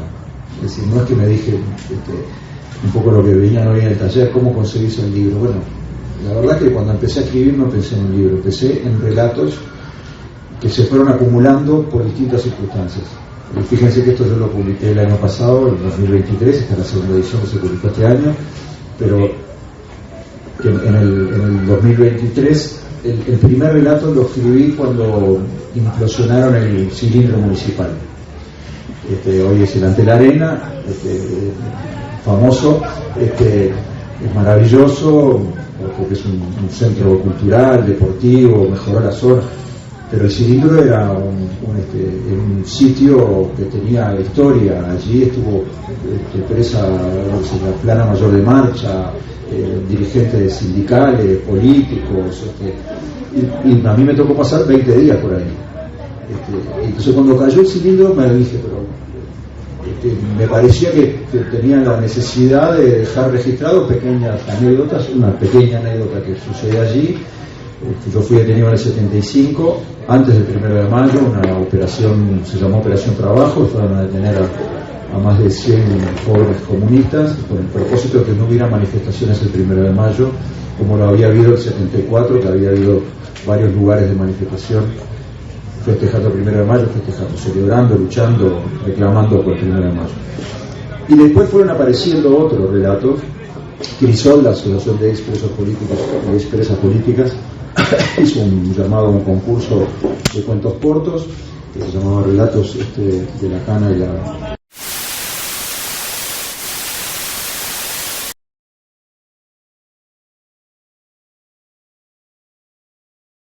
Una mano levantada, bien. Perfectísimo, porque voy a presentar un libro porque soy escritor. Escribo libros para niños y niñas, también para adultos. Pero este caso voy a presentar un libro que ustedes tienen que saber su nombre porque está atrás mío en este momento exactamente. Lo pueden leer ahí, que se llama La Feria de Sueños del Conde Miserias. Yo les voy a hacer algunas preguntas, eso sí, no sean tímidos. Cuando pregunto, hablen tranquilamente, levanten la mano, no sean como yo que en la escuela nunca levantaba la mano. Bien, una mano levantada, perfecto. ¿El libro tiene acción? Me preguntan, tiene mucha acción, mucha. No es un libro de acción en el sentido que no es una de esas karatecas ni nada de eso, ¿no? Vamos a aclararlo. Pero es un libro que tiene mucha acción y ahora voy a contar por qué. Yo primero les voy a decir que este libro es un cuento de hadas y le pregunto a alguien, si me quiere responder a alguien, ¿qué les parece a ustedes que es un cuento de hadas? Mano levantada, sí.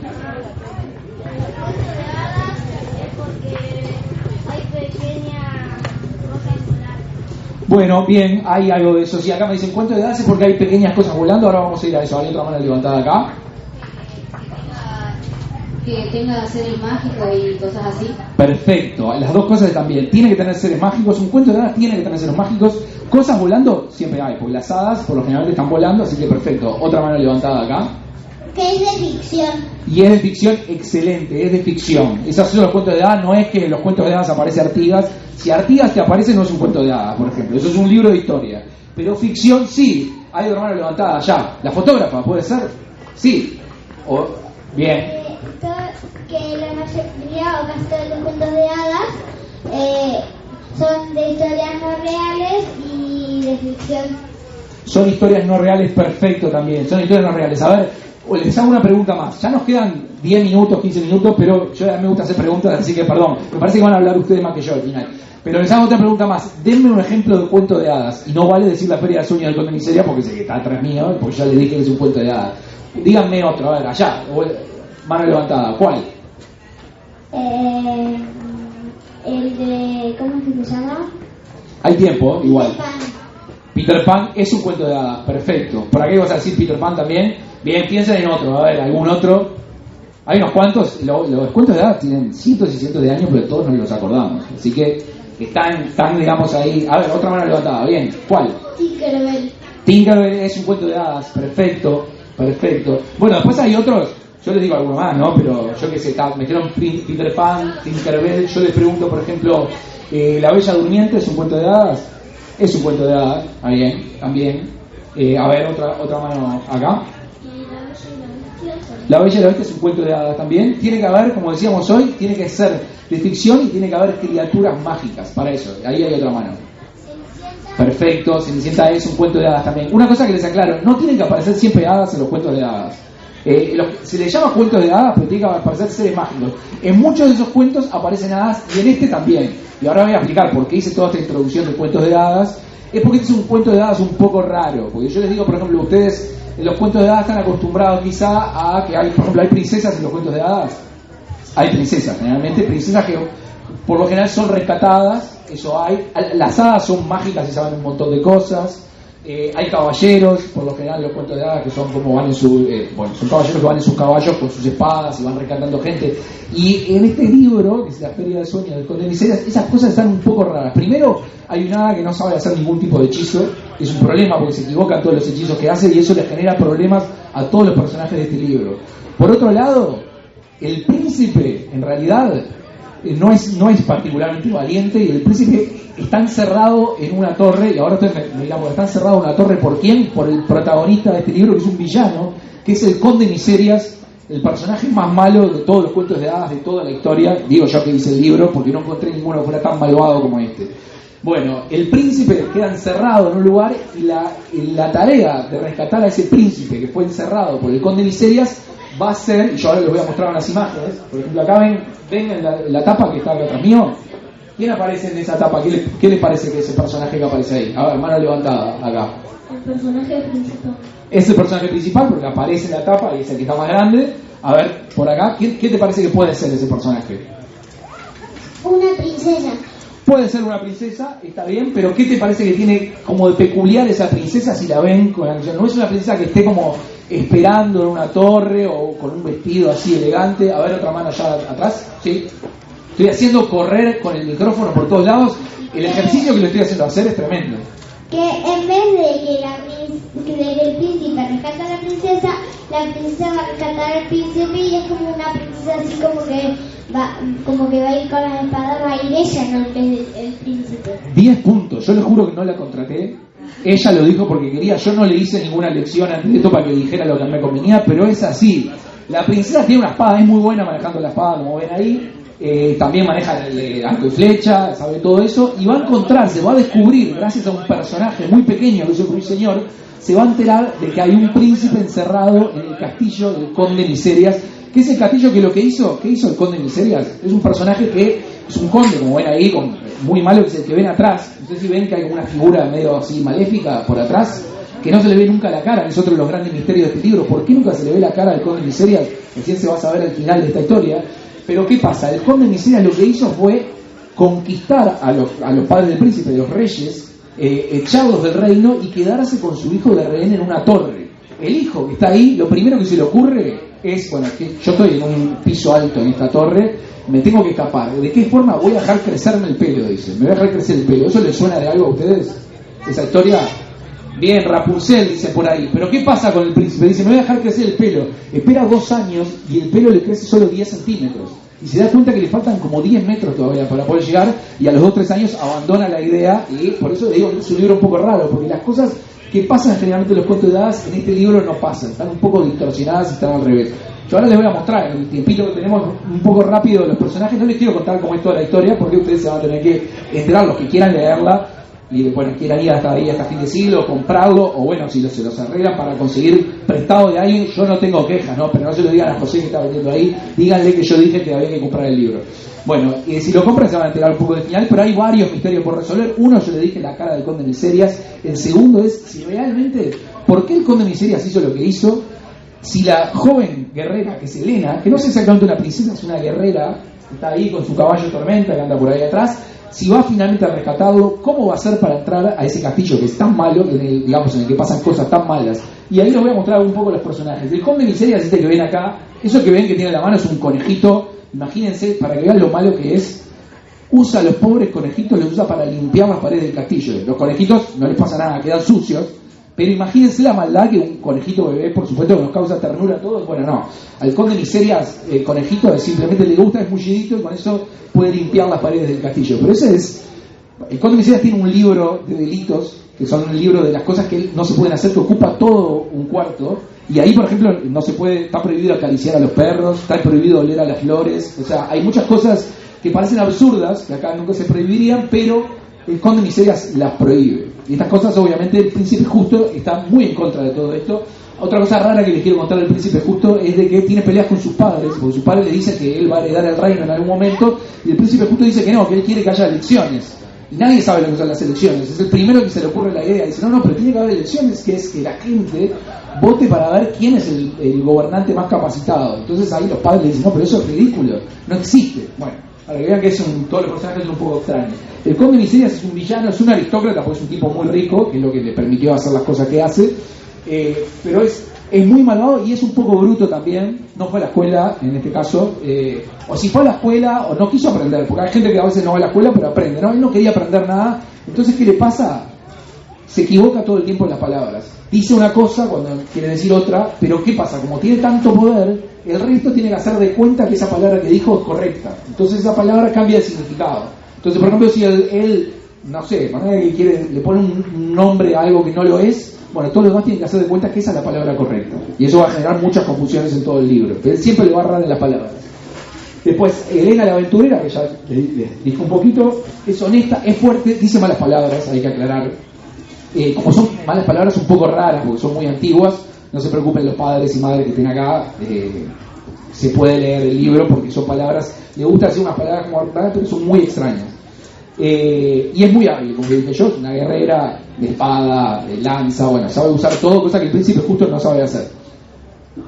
El dragón, hay un dragón porque cosas hay en los cuentos de hadas, generalmente hay dragones, es así. Este es un dragón un poco raro, también dice muchos insultos este dragón, pero se va a enfrentar en un momento se va a enfrentar con Elena. Veo una mano levantada, a ver, si ustedes pueden interrumpirme, recuerden, era una mano levantada, ¿no? Ibas a decir algo. Sí, ¿qué es? Al dragón le salen unas llamas de los ojos, sí, el dragón lanza llamas por la boca también, pero no puede lanzar todas las llamas que quiere. Tiene una cantidad por día, como que tiene, digamos, una cierta energía, porque vamos a ser verdad, ¿cómo puede producir tanto fuego un dragón y que no se le acabe? Y bueno, él tiene que saber bien cuántas llamas va a usar durante el día, porque si no se le acaban, y eso va a tener algo que ver con lo que pasa en este libro. Es muy soberbio, sí. Sí, no, pregunta, a mí me encantan las preguntas, así que si quieren...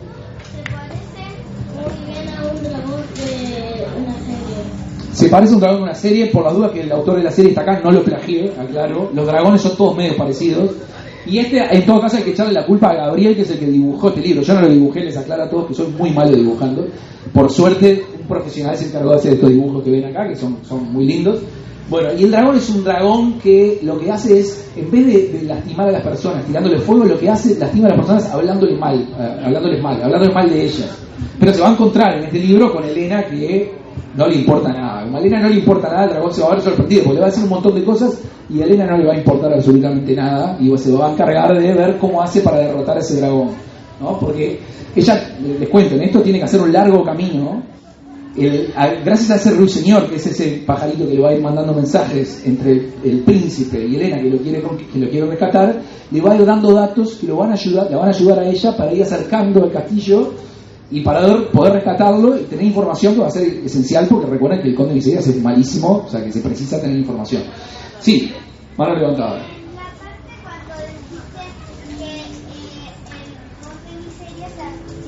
Se había apoderado del castillo de los padres del príncipe y se quedó con el príncipe encerrado. Sí.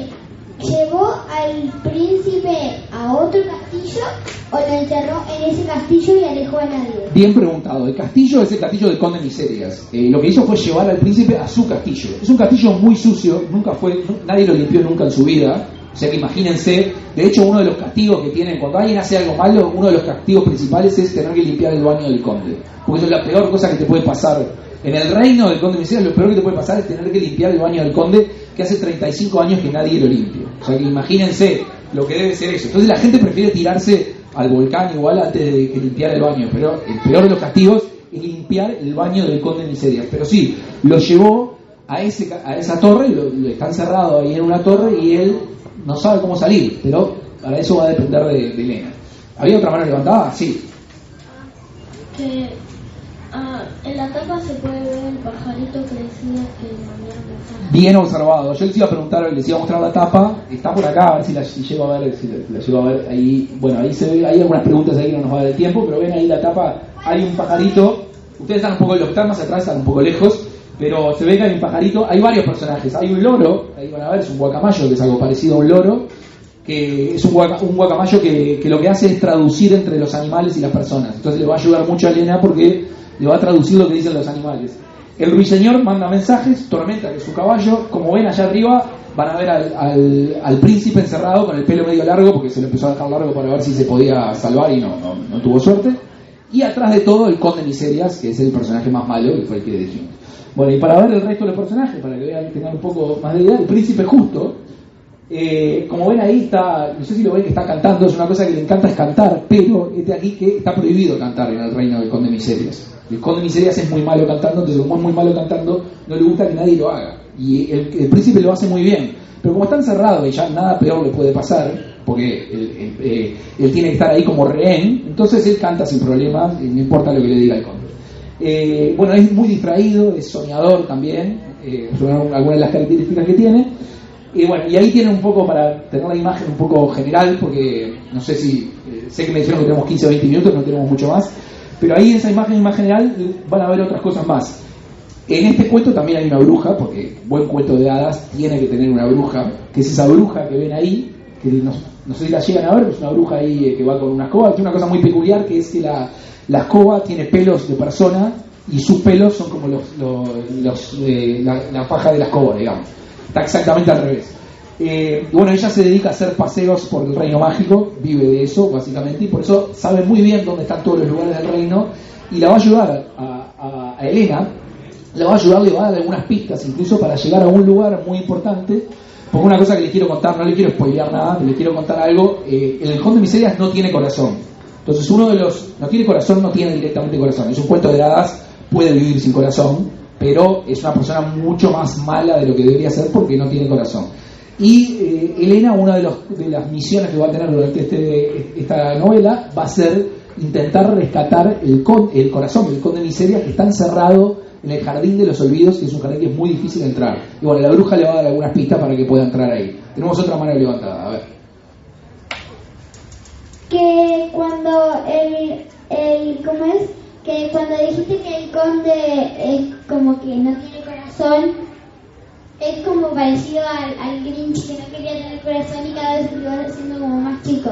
El Grinch es otro personaje muy malo. Hay otro personaje que ustedes recuerdan que no es parecido al Conde Miserias, pero tiene el mismo problema. Pero ¿qué pasa? ¿Se acuerdan del Mago de Oz? En el Mago de Oz hay un personaje que no tiene corazón, pero quiere recuperar el corazón. Bueno, este es exactamente al revés. Lo que quiere es tener el corazón más lejos posible. Entonces Elena lo que va a hacer es intentar llevar el corazón hasta ahí, pero él no quiere saber nada, porque lo que le pasó a él tuvo una historia muy triste, porque hay que decir que en este libro los villanos son villanos, pero tienen algunos motivos por los que pueden ser un poco malos. A él les pasaron cosas. Y él le pasó una historia muy triste, y como le pasó una historia tan triste, decidió que no quería vivir más con corazón, y lo encerró en el lugar más lejano que podía encontrar. Y ahí es donde va a intentar llegar en su momento la joven guerrera Elena. Tenemos una pregunta más, a ver. Un villano más que no tiene corazón es el de Harry Potter. ¿No tiene corazón? Mirá, ese no lo sabía. Bueno, perdón, el que no se puede nombrar. Casi digo el nombre del villano que no se puede nombrar. No lo quiero nombrar porque si no capaz que aparece. Pero puede ser, puede que no tenga corazón. Yo no lo recuerdo, la verdad. Leí el primer libro nomás, tengo que confesar la verdad, de Harry Potter. Estoy seguro que los niños que están acá leyeron mucho más libros que yo de Harry Potter. Pero no me acuerdo de eso del corazón. Pero sí es una... Sí. Igual, una cosa más que... Sí, adelante, no hay problema. Igual en la tapa no veo al príncipe. El príncipe está acá, mirá, me voy a levantar ahora y lo voy a mostrar. No, perdón, ese soy yo. Yo no soy este que está acá. Pasa que está lejos porque, bueno, la pantalla está lejos. Pero si ven acá, si querés mirarlo acá, agarrar la tapa, vas a ver que está ahí, está dentro de la torre. Ese es el príncipe justo, pero aparece ahí. Déjame ver si hay algún otro personaje más que aparezca ahí. Bueno, ven ahí que hay como un ser con dos. Ah, hay una mano levantada que se me estaba tapando, sí. Sí. El dragón es medio parecido a una víbora. Vieron que los dragones son medio parecidos a las víboras, ¿no?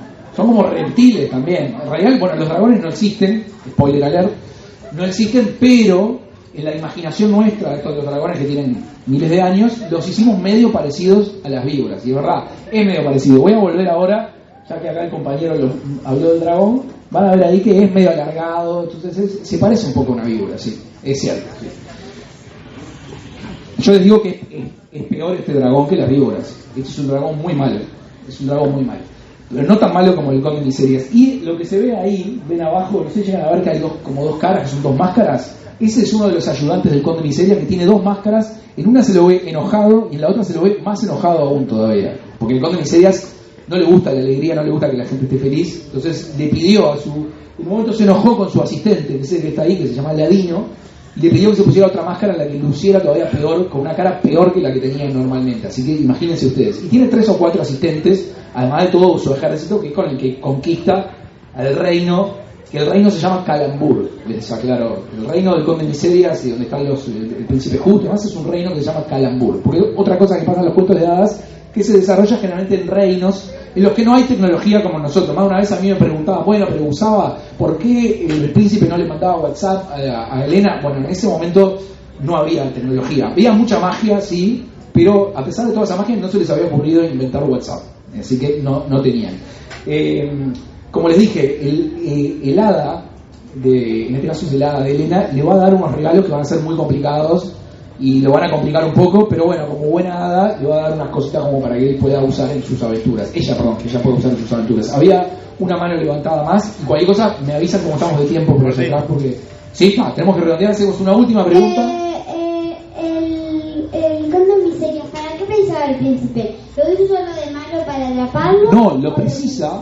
Está muy bien la pregunta. Yo les juro, vuelvo a repetir que no te contraté para hacer estas preguntas. Todas las preguntas exactas, pero no la contraté. ¿Saben por qué lo precisa? Lo precisa vivo y ahí en la torre, porque él lo que hizo fue echar a los reyes. Los reyes están exiliados fuera del reino de Calambur y él precisa tener como rehén para que ellos no hagan nada. Si él tiene prisionero a su hijo, al príncipe, se asegura que ellos no busquen ayuda en otros lados y lo intenten invadir. Entonces, mientras él lo tenga encerrado ahí, que nadie pueda llegar, está todo perfecto, pero va a llegar Elena. Yo voy a tener que redondear porque acá Nacho me está diciendo que es redondear. Vamos a hacer la última y a todos les digo, primero, muchas gracias por haberme acompañado acá, por haber venido, que ya el sol se ocultó. Gracias a todos por la invitación. El libro está allá en la otra carpa, si hablan con José en el stand de fin de siglo, lo pueden conseguir ahí, enterarse cómo termina la historia. Eso simplemente para contarles. Y vamos a dar pie a la última pregunta. Es la última, así que pensala bien. ¿Cuál va a ser de todas las que tenés? Le dio la espada a la princesa, ¿no? No le dio la espada, le dio varias cosas. No les quiero decir todas, no porque eso es parte de la aventura, pero le dio también una bolsita con unos polvitos mágicos que ella va a tener que usar en algún momento. No les quiero contar mucho más, pero le dio eso y bueno, eso no funciona de todo bien, pero le va a servir para algo en algún momento. Bueno, repito, la Feria de Sueños del Conde de Miserias, mi nombre es Martín Otegui, les quiero agradecer a todos por la casa, pero a todos los que están acá en este momento en la carpa.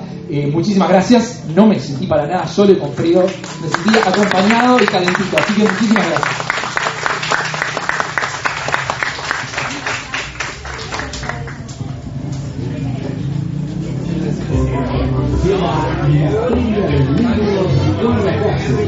Del 10 al 12 de mayo, en la Plaza Pública, en un mundo de libros y cultura. 7 editoriales de primer nivel nacional. Presentaciones de los propios autores: Guillermo Roca, Leonardo Borges, Luis Garibaldi, entre otros. Desde Argentina, Gabriel Brenner. Eventos didácticos, musicales y teatrales para niños y público en general. Presentación y lanzamiento de la Cátedra de Percusión para el núcleo del sódero de Juan Lacase. Proyecciones holográficas destacando piezas de historia indígena del Sauce. Prepárese para vivir una experiencia literaria única. Viernes 10, sábado 11 y domingo 12 de mayo. Tercera Feria del Libro de Juan Lacase en la Plaza Pública. Organiza Comisión de Cultura. Auspician UTE, Montes del Plata y Municipio de Juan Lacase. Colaboran Procam, el Market JL, Empresa TAL, Empresa Añada y Barraca Rodó. Apoyan Cámara Uruguaya del Libro, Instituto Nacional de Letras, Intendencia de Colonia y Biblioteca Rodó.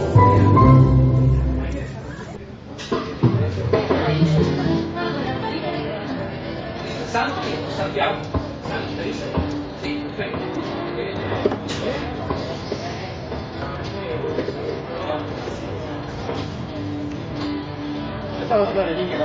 No.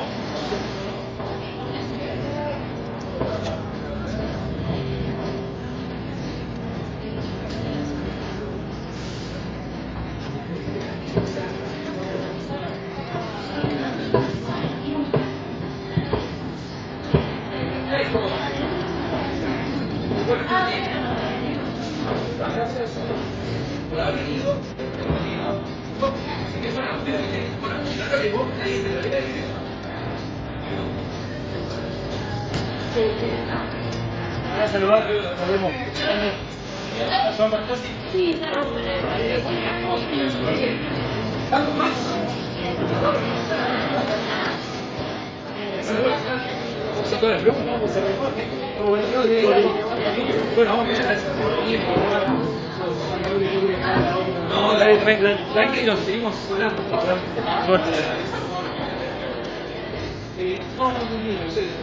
Gracias.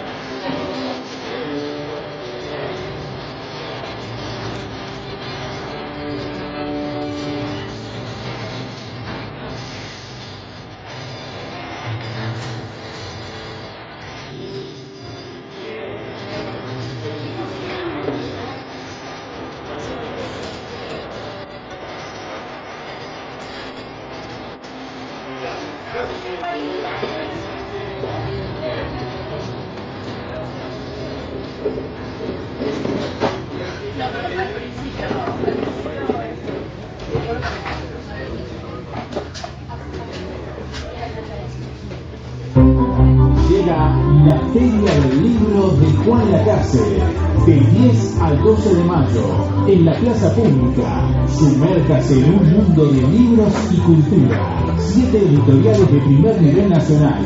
Presentaciones de los propios autores: Guillermo Loca, Leonardo Borges, Luis Garibaldi y entre otros. Desde Argentina, Gabriel Brenner. Eventos didácticos, musicales y teatrales para niños y público en general. Presentación y lanzamiento de la Cátedra de Percusión para el núcleo del Sodre de Juan Lacase. Proyecciones holográficas destacando piezas e historia indígena del Sauce. Prepárese para vivir una experiencia literaria única. Viernes 10, sábado 11 y domingo 12 de mayo. Tercera Feria del Libro de Juan Lacase en la Plaza Pública.